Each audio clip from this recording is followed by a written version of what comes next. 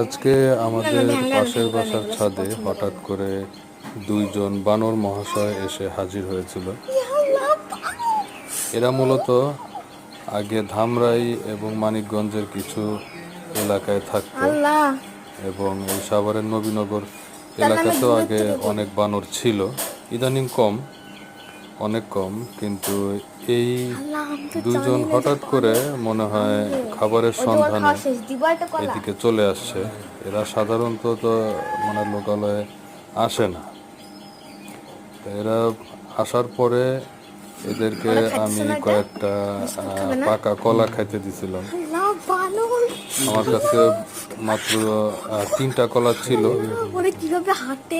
এদেরকে খাওয়াই দিছি এবং তারপরে টোস্ট বিস্কুট ওদের খাওয়ার জন্য এখানে ছাদের উপরে ছুঁড়ে ফেলছিলাম, কিন্তু ওরা টোস্ট বিস্কুট গুলা খায় না। হয়তো তারা টোস্ট খায় অভ্যস্ত না, এর জন্য তারা খায় নাই। তবে এরা মূলত এইসব জায়গায় মানে মানুষের বাসার ছাদে আসে, সাধারণত খাবারের খোঁজে আসে। আপনাদেরকে মারতে আসলে করে ভয় পাবে?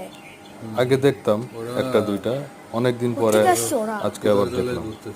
ওরা কোত্থেকে আসছে? এরকম করো না, এইভাবে ভিডিও করো, এইভাবে।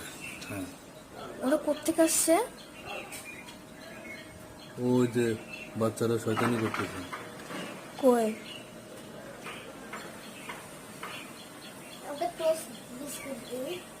ও যে আরেকটাকে দে। পারবা না দিতে, নিচে ফালাই দিবা, সরো।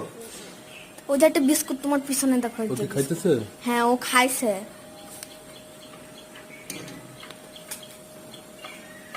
বিস্কুট। তুই নে, যে এখানে আছে।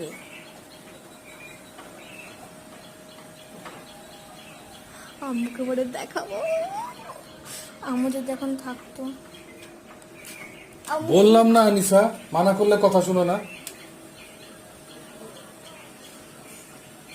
আল্লাহ, বান তো এখন নিচে চলে যাবে। তুমি কি করছো?